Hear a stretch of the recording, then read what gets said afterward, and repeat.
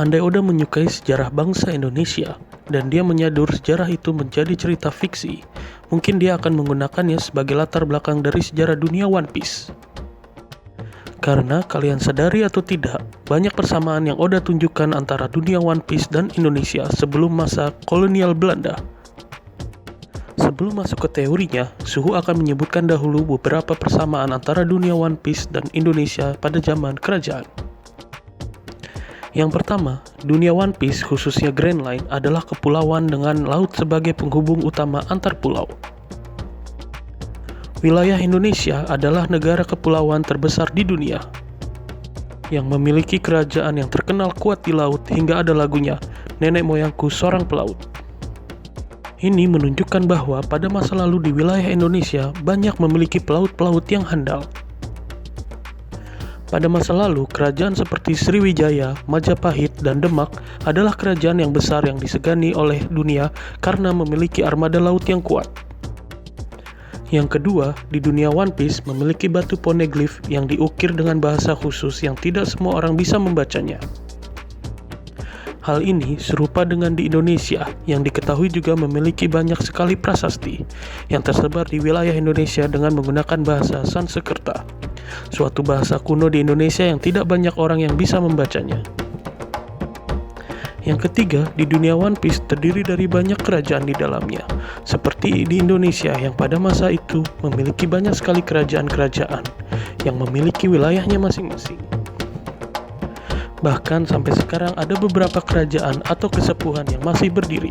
Seperti di dunia One Piece, ada 20 kerajaan khusus yang menjadi inti dari world government. Yang keempat, pada dunia One Piece memiliki Joy Boy dan janjinya kepada Fishman Island. Indonesia juga memiliki Pangeran Jayabaya atau Joyoboyo dengan ramalan terkenalnya mengenai Indonesia. Yang kelima, dunia One Piece memiliki suku manusia ikan yang bisa berenang bebas di lautan. Indonesia pun memiliki suku manusia ikan, yakni suku Bajo yang sangat terkenal karena kemampuannya dalam berenang. Dan yang terakhir adalah kenyataan bahwa Oda Sensei pernah menyadur budaya Indonesia secara jelas di arc Pulau Langit. Beberapa referensinya adalah penampilan Enel yang banyak mengandung unsur budaya Indonesia seperti celana batik, sarung di pinggang, dan juga telinga panjang seperti suku Dayak. Lalu, Pulau Jaya yang memiliki banyak emas sama seperti di Papua yang mengandung banyak emas di tanahnya. Dan kekuatan haki yang pada Pulau Langit disebut sebagai mantra, sebuah kata yang sangat familiar untuk orang Indonesia.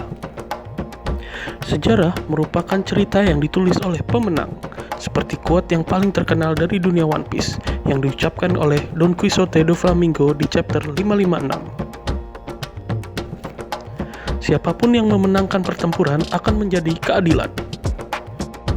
Kira-kira seperti itulah yang diucapkan oleh Doflamingo. Quote simple yang maknanya dalam, karena apa yang kita yakini sebagai kebenaran di hari ini merupakan hasil dari kebenaran yang ditentukan oleh pihak pemenang. Apa yang akan terjadi seandainya yang mendirikan bangsa ini adalah orang-orang jahat? Mungkin itulah premis yang dibuat oleh Oda Sensei ketika membuat latar belakang 100 tahun sejarah yang hilang. Tentu ini adalah teori liar dari Suhu karena teori ini adalah full imajinasi Suhu. Sebelum masuk ke teori, Suhu ingin mengajak untuk mengingat lagi sejarah Indonesia. Sebelum bangsa Eropa, khususnya Belanda, datang ke tanah air dan membentuk koloni Hindia Belanda di wilayah Indonesia, terdapat banyak sekali kerajaan yang mempunyai raja dan rakyatnya masing-masing. Kerajaan-kerajaan ini memiliki kebudayaan dan sejarah masing-masing yang tidak selalu berhubungan satu dengan yang lainnya. Kerajaan Sriwijaya memiliki sejarah yang berbeda dengan Tarumanegara di Jawa ataupun Samudra Pasai di Kalimantan. Wilayah Indonesia terdiri dari kerajaan-kerajaan yang hidup saling berdampingan. Di dunia One Piece pun sama. Banyak kerajaan yang saling hidup berdampingan. Kadang ada yang konflik, tapi tidak selalu berperang. beberapa kerajaan di Indonesia menggunakan prasasti sebagai peninggalan untuk generasi berikutnya. Prasasti inilah yang digunakan oleh Oda sebagai sumber inspirasi dalam poneglyph. Seperti yang telah Oda jabarkan sampai chapter 983, fungsi dari poneglyph adalah berkomunikasi dengan generasi setelahnya. Bentuk komunikasi ini bisa sebagai media untuk menceritakan sejarah, menunjukkan lokasi senjata kuno yang dulu pernah digunakan, ataupun lokasi pulau rahasia. Itulah tujuan dari poneglyph maupun prasasti, untuk memberikan informasi kepada generasi berikutnya. Pada sejarah Indonesia, setelah ratusan tahun hidup dengan cara masing-masing, lalu datanglah Belanda yang menawarkan perdagangan dengan kerajaan lokal, tetapi juga mempunyai maksud untuk menaklukkan dan menguasainya. Pada teori liar suhu di dunia One Piece, bangsa asing yang datang di masa 100 tahun yang hilang adalah manusia langit dari bulan. Orang yang berasal dari bulan ini datang ke bumi memiliki tujuan menguasai kerajaan-kerajaan yang ada di dunia One Piece. Pada mulanya, orang-orang yang berasal dari bulan ini diterima dengan baik di bumi, dan mereka beraliansi dengan banyak kerajaan di bumi. Perdagangan dan pertukaran teknologi adalah topeng mereka untuk berinteraksi dengan kerajaan-kerajaan yang ada di bumi.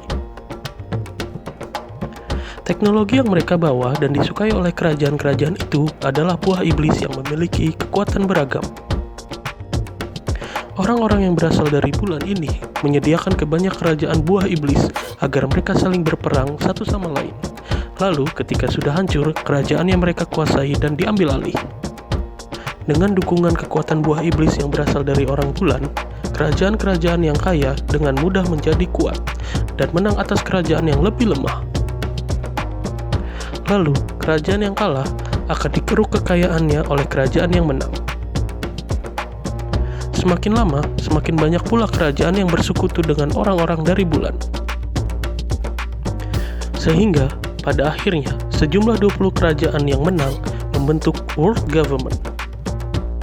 Ke-20 kerajaan itu merasa paling kuat dan paling berkuasa, tetapi mereka tidak sadar bahwa kekuatan yang mutlak dipegang oleh orang yang berasal dari bulan. Para raja dari ke-20 kerajaan itu hanyalah pion yang digerakkan oleh orang dari bulan yang dipimpin oleh Imu Sama. Kekuatan dari 20 kerajaan itu tidak bisa disaingi oleh kerajaan-kerajaan lain. Beberapa kerajaan lain tersebut lalu mulai menyadari bahwa kekuatan sesungguhnya dari 20 kerajaan tersebut adalah orang dari bulan. Mereka membentuk aliansi antar kerajaan dari berbagai macam ras yang ada. Tentu saja ada juga dari suku raksasa dan ras-ras lainnya. Mereka tidak saling kenal, tetapi memiliki tujuan yang sama, yaitu untuk mengakhiri kekuasaan orang bulan. Untuk mengenali antar aliansi tersebut, mereka menyelipkan inisial D di nama mereka. D yang bermakna dawn atau subuh, yakni waktu menjelang matahari terbit adalah simbol harapan. Ini mengartikan berakhirnya malam yang gelap dan diganti dengan pagi yang terang. Mereka ingin mengakhiri kekuasaan ke-20 kerajaan dan orang dari bulan, yang diyakini sebagai masa tergelap saat itu. Para Di itu sadar bahwa untuk menang melawan orang bulan, mereka juga harus melawan ke-20 kerajaan itu yang sangat kuat. Kemenangan takkan didapatkan tanpa pemimpin yang kuat di antara mereka. Perang ini berlangsung selama 100 tahun. Pada satu titik peperangan, muncul seorang anak muda yang memiliki keinginan untuk bebas mengarungi dunia. Anak muda itu bernama Joy Boy. Joy Boy bukanlah berasal dari aliansi D. Dia hanyalah orang bebas yang mempunyai tujuan mengakhiri perang yang telah berlangsung lama, agar dia bisa bebas mengarungi lautan. Joy Boy berhasil menyatukan para D dan kerajaan-kerajaan lain yang tidak tergabung dalam aliansi untuk bersatu, termasuk kerajaan di bawah laut yang dikucilkan, yakni kerajaan manusia ikan.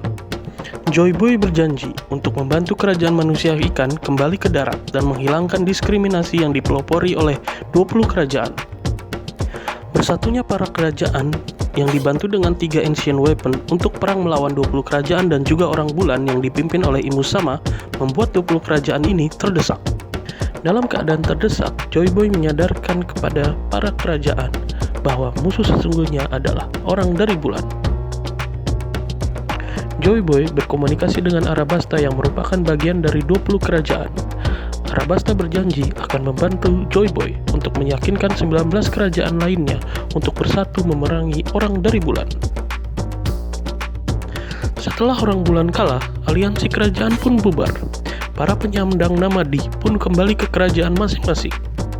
Itulah mengapa para penyandang Namadi memiliki ras dan nama keluarga yang berbeda-beda. Joy Boy yang telah berjanji kepada kerajaan manusia ikan untuk membantu mereka pindah ke daratan meminta Raja Manusia Ikan untuk membangun satu kapal besar. Kapal itu pun diberi nama Noah. Joy Boy pun berkomunikasi dengan 20 kerajaan lainnya untuk membantu kerajaan manusia ikan kembali ke daratan. Karena merasa tersinggung atas permintaan Joy Boy, para raja dari 20 kerajaan kecuali Arabasta memerintahkan untuk menangkap dan mengeksekusi Joy Boy atas dasar penghinaan dan pengkhianatan. Para aliansi kerajaan pun ikut terhasut kecuali Paradis. Paradis tetap percaya kepada Joy Boy. Sebelum Paradis bergerak menyelamatkan Joy Boy, tanpa peringatan, Joy Boy pun dieksekusi oleh 19 kerajaan.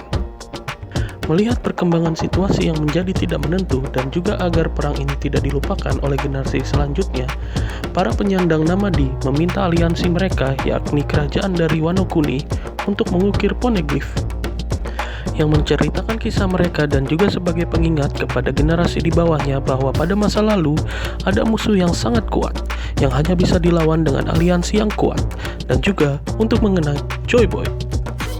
Kematian Joy Boy membuat janjinya kepada kerajaan manusia ikan tidak bisa dipenuhi. Atas izin aliansi kerajaan lain, 20 negara ini membentuk World Government. Sebagai inisiator, mereka menjadi simbol akan World Government, dan para keluarga kerajaannya kecuali Arabasta pindah ke Marijoa dan dikenal sebagai Tenryubito. Marijoa sendiri merupakan bekas markas orang bulan ketika perang 100 tahun. Namun, Arabasta menolak karena mereka merasa pengkhianatan terhadap Dee dan Joy Boy merupakan hal yang salah. Arabasta yang setia kepada Joy Boy lalu membantu menyembunyikan Ancient Weapon agar tidak digunakan oleh 19 negara lain. Sebetulnya, pembentukan World Government merupakan inisiatif dari Imusama, di mana dengan World Government, Imusama lebih mudah mengontrol dunia. Lalu, World Government membentuk Marine sebagai tentara untuk mengamankan para kerajaan lain yang menentang. Keberadaan poneglyph sebagai sumber pengetahuan informasi diketahui oleh Imusama. World Government yang merupakan perpanjangan tangan dari Imusama melarang poneglyph untuk dipelajari, dan yang dapat membaca poneglyph akan dijatuhi hukuman yang berat. World Government pun berusaha menghancurkan poneglyph, tetapi poneglyph tidak dapat dihancurkan. Poneglyph merupakan hasrat yang diwariskan dari generasi ke generasi berikutnya. World Government sebagai pihak yang menang lalu menuliskan sejarahnya untuk diwarisi ke dunia. Sejarah sebenarnya yang ditulis dalam poneglyph merupakan hal yang terlarang. Pada akhirnya, meskipun orang bulan kalah, tetapi Imusama tetap menang dan Joy Boy kalah. Hasrat Joy Boy inilah yang terus diwariskan kepada para penyandang Namadi. Dan pada akhirnya akan muncul seseorang yang menyandang Namadi yang akan mewujudkan hasrat Joy Boy untuk bebas mengarungi lautan tanpa ada yang menghalangi.